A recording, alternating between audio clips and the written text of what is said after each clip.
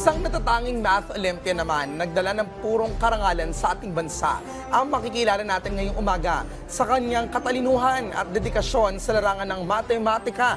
Siya ay nagpatunay na kaya nating makipagsabayan sa iba't ibang bansa. Kaya naman ngayong umaga, makakausap po natin ang naging champion sa Hong Kong International Mathematical Olympiad under the Senior Secondary Group na si Arkin Chua. Hi Arkin, good morning. Welcome to Rise and Shine Pilipinas. Good morning po. Good morning, Arkin. Grabe. Kaya kami nag-masscom kasi hirap kami sa math. True. Oo. Pero sige, baka mamaya maturuan na tayo, Dayan. Ano ang naging reaction mo nang masungkit mo ang Gold Award sa Senior Secondary Group sa naganap na Hong Kong International Mathematical Category Olympiad? Well, of course, na-surprise ako and was really happy na I was able to get this award talaga. And then, I was also feel very accomplished na yung efforts ko, yung training that I went through, na I can see the results of my training. Naku, alam kong napakahirap for sure ng training at hindi biro masali sa mga ganitong klaseng ng kompetisyon. Pero Arkin, what is your favorite part of the competition and why? My favorite part of the competition po is yung problem-solving part po, yung competition itself. Grabe, doon pa naman tayo nahihirapan. Oo, mahirap kami Sa mag-solve ng mga problema. problem-solving. Pero if you don't mind, ilang taong ka na? 17 years old na po. 17. So, kamusta yung level nung training mo sa mathematics? Talagang lahat ng branches Yes nito? po, yes po. Geometry, trigonometry. Algebra, Oo. combinatorics. Anong naalala mo sa math, Dayan? Algebra. Algebra. Ako naman, PEMDAS, ayan, mga ganyan. ako naman, alala ko yung mga sin, cosine ba yun? Oh, yes. Oo, sa trigo. Pero syempre, ikaw sisiulan sa iyo yun. Paano mo naman pinagandaan yung competition? Syempre, let us know, or please, yung mga participants natin, for sure, they wanna know yung strategies na ginamit mo para maging champion dito. Well, first, yung competition organizers po, yung Mathematics Olympiad Training League Incorporated, they provided a virtual training program po na VTAMS tawag doon, which they deal with the topics na that will be mentioned inside the competition po. And then yung isa pa is, I use past competition papers po na binigay ng mga previous coaches ko po. At ginamit ko yun. Nakatulong. Yes po. Alright, so syempre sa mga ganitong klaseng competition, Arkin, hindi lang naman galing sa math or matematika ang kailangan, kundi pati rin syempre yung tamang mindset. Yun. So how do you maintain that? And of course, your confidence habang sumasagot ka ng mga complicated problem solving? Well, it's really important to try to keep calm po and then maintain your confidence kasi once you lose that talaga, magugulo ka sa mga problems na nandun sa competition. What I do is, before the competition, I try to practice yung mga papers na meron sa akin, yung mga questions, and then redo them para sure na ako na yung malabas, alam ko yung paano gawin. Tsaka dahil parang ang humble-humble niya habang Kaya, sinasagot. bata ka pa lang ba?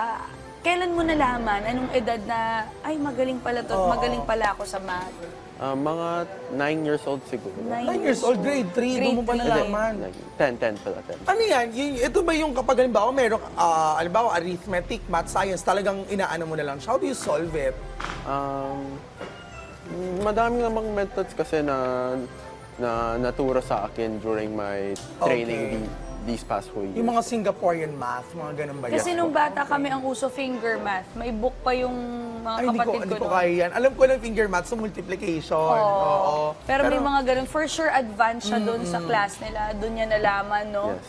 Kaya, ang ganda, no? Baka Kasi, may mga sinasabi natin tungkol sa math, tinatawa na lang tayo. kaya nga. Hindi, pero it's nice to know na talagang nagtitrain siya, may mga coaches siya to back him up, most especially with this kind of competition. At dahil nga dyan, syempre, sabi nga, success is a journey, not a destination. Kaya naman, ano ba yung mga bagong goals and challenges na nais mo pang harapin in the future? Currently, may balak ka bang salian pang mga math competitions? Well, currently, I'm planning to join more competitions po. Wow. And hopefully, Champion ulit. Yes, hopefully. International imagine.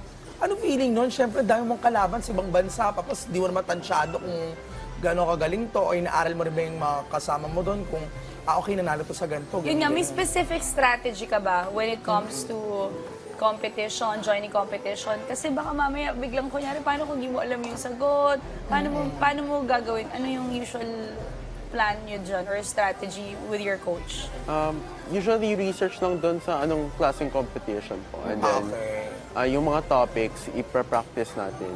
So may nagre-request dito ng sample ng mental math. Ito kasi professor to si Prof. Pero hindi math tinuturo ko. Pero sige, Baka may tanong ka for Arkin kasi ako Nag-MTop talaga kaya naman ako ako com-arts dati. graduate dahil Oo. ayoko ng math. nag-MTop ako dati, pero sige. Paano mo mental math? Like arithmetic, ganon? Yes. Can I try to ask Go ahead, questions? go ahead. Like, how many digits? 4, 5, ganon? Mga NA. O sige, 365 times 14.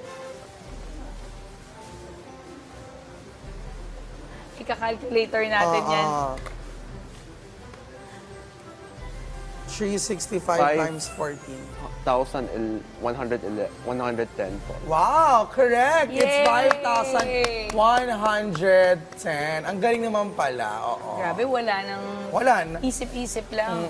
So what is your message Champion. to those aspiring enthusiasts or students also who wants to be like you someday na makasali rin sa mga math competitions?